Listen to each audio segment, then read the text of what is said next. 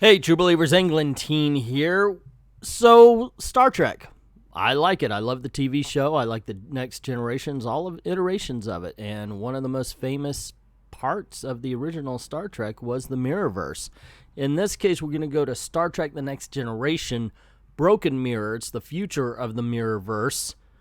And I was commissioned this by Chrononaut, thank you very much, who asks, is it really that good?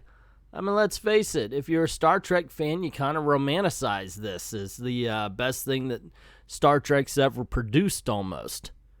So I figure, okay, let's take a look at this. I'm going to tell you basically about everything that's going on in this, so there will be spoilers. Going to review each issue on their own merit and talk about each issue as it goes. And once again, thank you very much to Chrononaut for commissioning this one. Now, if you would like to commission a video, just go on over to Ko-Fi and pick out a category. Pick out a subject, a story, a character, be they hero, villain, or a super team, and we'll make a video for it. I'm having a lot of fun with this because, frankly, I don't know where I'm going next. Sometimes it's obscure. Sometimes it's stuff I'm like, I would never read that otherwise. And sometimes it's a Star Trek Mirrorverse book. And I certainly appreciate. What I don't appreciate is the reason why I'm doing commission videos, and that's because YouTube is choking out the I Love Comics channel.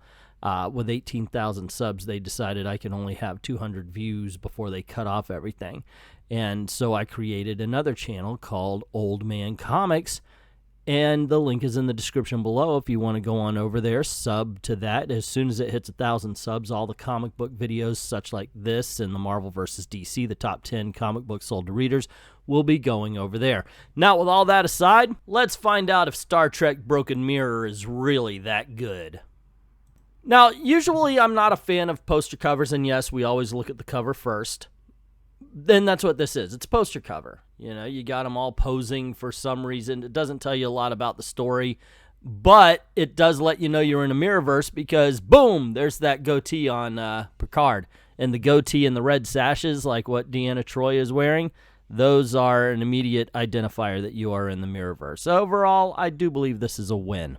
And we do get to see who's responsible for this. We've got David and Scott Tipton doing the writing and art by J.K. Woodward, while letters are from And World Design and editing Sarah Gatos and Chris Cersei.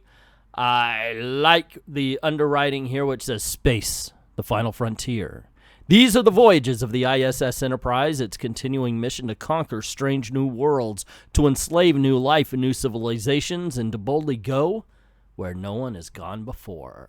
Star Trek Broken Mirror Zero is a free comic book giveaway, and it follows Lieutenant Barclay. And through his point of view, we meet all of the players, and we kind of get a history that the Vulcans, after Captain Kirk came in and convinced Spock to seek a more peaceful route, the Empire, the Federation basically, had fallen apart, and they only control their bit of the universe.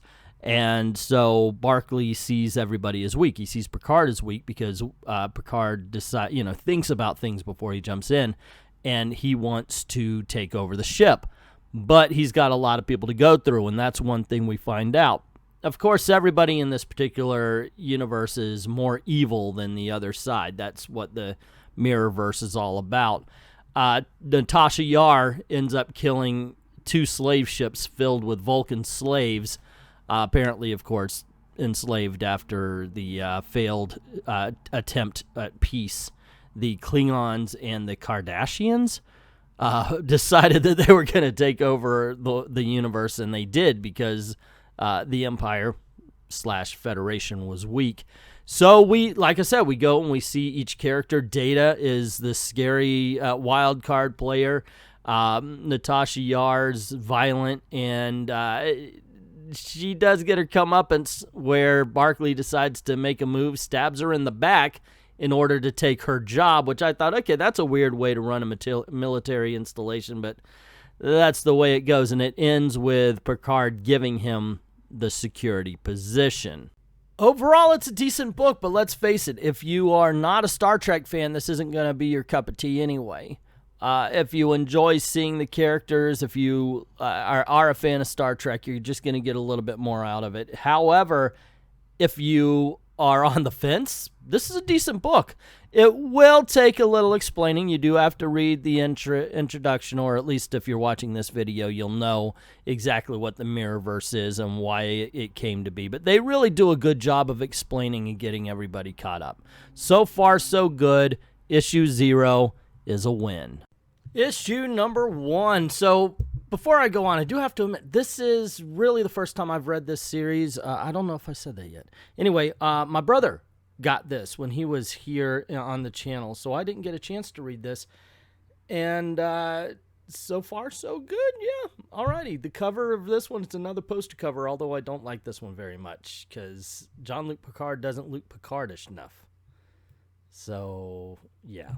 Anywho, the crux of this one, first of all, we do get a little bit of a explanation right here about what's going on. Tells you where we are, and then we jump right on in. We see Picard, and he's like, I've learned patience. I think about everything. I make sure that I weigh all elements and wait for my enemy to make a mistake, which we actually find out some people don't like. In this particular society, they prefer people who just jump in, both feet, action first, think later. Most of this story deals with two things. First, there's a Kardashian, I don't even know if I'm saying that right, Kardashian ship, and it's by itself. Now, the Stargazer here, Picard's ship, thinks, okay, well, we could go and we could capture it, and so they do, but they're worried, of course, because Kardashians travel in 3, and this one's by itself, and they want to save it because they want the weapons. They want to be able to get the they want to get the torpedo bay and the phaser array, as Data says. When they do capture it, they begin talking, and there's apparently rumors about this starship that's being built by the Empire, and that it's supposed to be this big badass ship of all, and that it's supposed to outclass any Klingon or Kardashian ship. And so they start talking, okay, well, how can we find out if it's real? How can we find out if it's... how do we take it? Because at some point, it's just a myth, but then all of a sudden, Picard's like, wait a second, I have information here. And they hear about a guy named Geordi. Apparently, Captain Picard had worked with him for a little bit, and he's got information, and so they decide that they want to go and meet him. I'm a little bit ahead of it, because this page right here is where Luke says, wait, I think it's real. So yeah, they go meet with Geordi, and he tells them all about it. And so Picard says, look, I want you to work for us. I want you to work with us. And Geordi sets up a deal and says, he wants the biggest share other than Picard. And Picard says, yeah. So Geordi leads them out to show them where the ship is. And they ask, what's the name? And then the name is Enterprise. And that's where the book leaves off. Now, this is still a strong issue. It's still a good issue, but it's a setup issue. Granted, 0, the free comic book day, I guess it shouldn't count, but I kind of do count it, I guess. But, yeah, so we get 2 books in a row that are setting up. First, The World, and now the miniseries, I guess. This one's setting up the plot. So it is different, but it still feels like we're getting 2 setup issues in a row here. Issue 3, starting with the cover. It's sort of what happens in the book, but not really. Everybody looks good. It's not really messed up. Nobody's looking ridiculous or anything. You got Geordi looking a little bit like Steve Harvey, though. That's a bit off. This issue, in all honesty, there's not a lot to talk about. It's a team-building issue. Geordi goes looking for an assistant engineer. Barclay is trying to get information on Data and figuring out if he wants to be human or if he despises humanity. We get an assassination attempt at the very beginning of the book that really goes nowhere. Deanna Troi scans the crew trying to find who's loyal and who's more likely to turn on Captain Picard. And Captain Picard ends up going and trying to recruit Riker. It's basically, hey, I've got a plan, but I need all the right people, that kind of thing. It's the first 15 minutes of Ocean's 11. you know, where they're walking around. You're going to be this guy, and you're going to be that guy, and we're going to pull off this heist, and it's going to be so awesome. Except for, in this case, the heist is they want to steal the Enterprise. Overall, still good, still entertaining, but this is definitely the weaker of all the issues so far. Art is okay, I've noticed. It's not great. It's not fantastic. Like I said, sometimes the characters are off. Sometimes they age and de-age. But in general, it's not offensive art. I could at least say that much. Issue number 3. So this scene never happens in the book. You'd think it's going to be some sort of Wesley and Dr. Crusher versus Picard thing. Never happens. And yeah, they managed to make Wesley look really stupid with that haircut. Just give him a goatee just like everybody else. Don't give him the stupid Cure haircut to show that he's evil. Oy vey. This is the issue that it's all building up to. You've got Riker meeting the captain. The captain's like, well, this launch better go off really well. So they're just nervous about getting everything going. You know that Riker's already planned to do a bit of a mutiny with Picard, and the guy just goes around a meeting. We see that the Crushers are on board, and the captain had some sort of deal, and if Wesley Crusher gets in the way, they're going to jettison him out into space or something like that. And then over on the Stargazer, Captain Picard's planning the invasion, and he finds out that there's only 150 people over on the Enterprise, and he's like, good. 200 people on the Enterprise. He's got an invasion force of 150. So they've got a plan to mass transport, and they go on about mass transporting, and then it's basically the element of surprise. They shoot somebody. Anybody else want to know? Are you going to join us? You're going to die. And that's basically it over and over and over again. What gets me is this is the part of the book. This is the part of the story, anyway, that we've been building up to, and it ends up very anticlimactic. I just thought there was going to be more to it. It's not really particularly exciting, and because it's over so quickly, it ends up being another recruitment video or recruitment issue. Well, but this time they're just recruiting Wesley and Dr. Crusher. And I do like the fact that Wesley's the number guy, you know, and he's like this super intelligent kid and all that kind of stuff, but he's got a really dumb haircut. Overall, though, yeah, I'd say the issue's decent enough. But it's definitely the weakest so far. Issue number 4. The cover's pretty cool, actually. I mean, I swear, if you take away the lettering on these things, take away the credits, the title, the whole 9 yards, these are some really good posters. I mean, there's some good art on these things. Issue number 4 starts out with Guinan coming in a case, and Data's basically telling Barclay all about it. And Barclay's like, he seems to have a soft spot for weirdos, doesn't he? And Data's like, wow, I didn't think about it. Are you a weirdo? Does he have a soft spot for you? And then we go on, and we see the crew and the captain basically saying exactly what I said about issue number 3. Sorry, but this way of life does not work in the military. It doesn't. They don't have the crew because they were like, I can't trust you, therefore I must kill you, and now we don't have the people to run the ship. Rather than just get promoted to the ship. Just do what you need to do with what you got. You know, and that's what they go through this entire issue, basically. All the way to the point where they go to a prison planet to drop off people who are loyal to the previous captain. We do find out that Deanna Troi believes that Riker could take the ship, and if he's patient, he'll get everything he wants.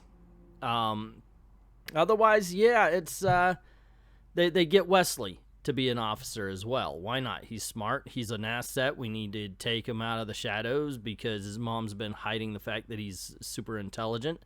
And they make him officer just in time for a big attack from the Federation. And that's, like I said, it's another part of the problem. They're coming to get you. What are you going to do if you fight the Federation, or the Empires, they're calling it here? You don't have any resources other than what's on your ship. Of course, Picard's been called a pirate, so maybe he's used to that. I don't know. So the book ends basically with this big battle, and then at the end we find, of course, the Enterprise survives, and he's like, we could take anything they throw at us, and it shows that the entire Empire's fleet arrives to battle the Starship Enterprise. Finally, stuff happens. Still more recruitment, but I do like the discussion here, and I understand the Next Generation had a lot of talking before any kind of action was done. It's all about the characters, and that's what they're playing with here, and they do a good job. They're at least answering the questions of what would this character be like in this particular situation, because they wouldn't be exactly the people that we see on the other side. Overall, one more decent issue.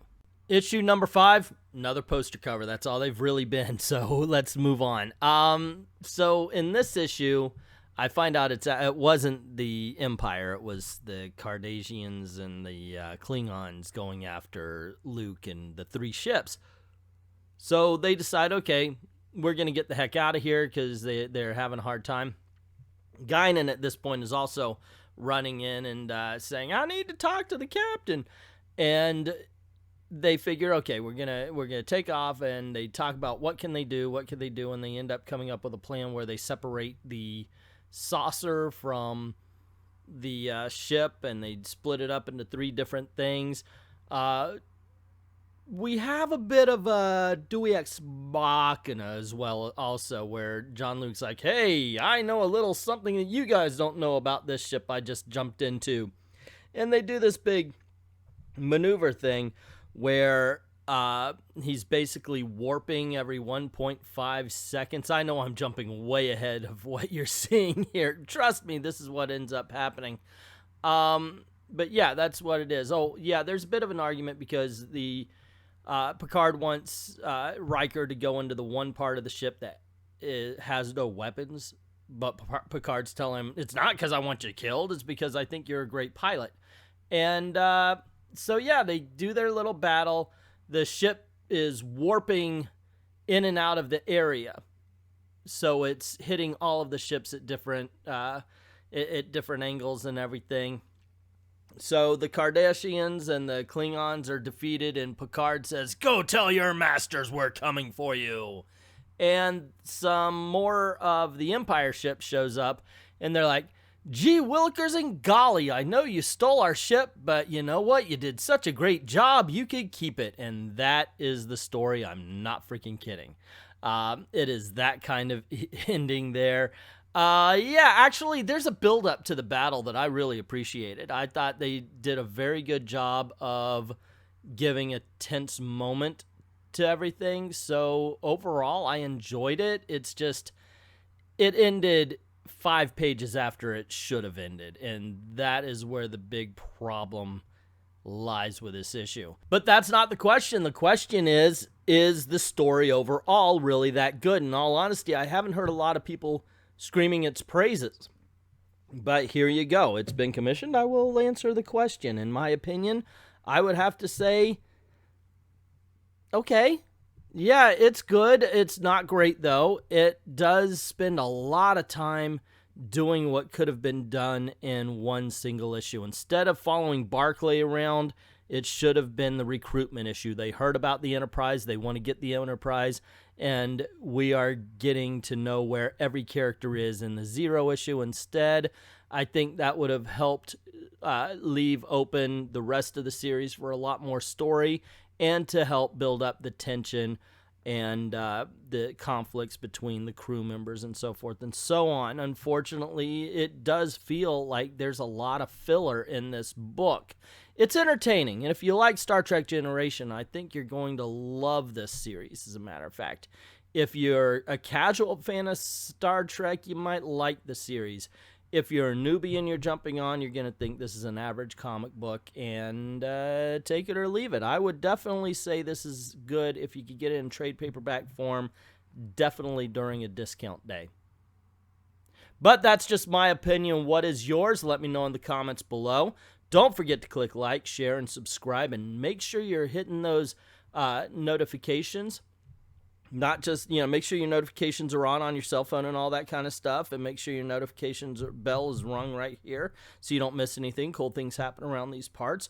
Also, if you don't mind helping out the channel, go on over to Patreon and Ko-Fi. There's tip jars. You can just drop $1 in the till. Helps out. Helps keep the lights on. Helps keep making videos for you. And if you would like to commission your own video, once again, links in the description below for Ko-Fi. Just go pick your subject, your topic, the whole 9 yards, and we'll get right to it as soon as possible.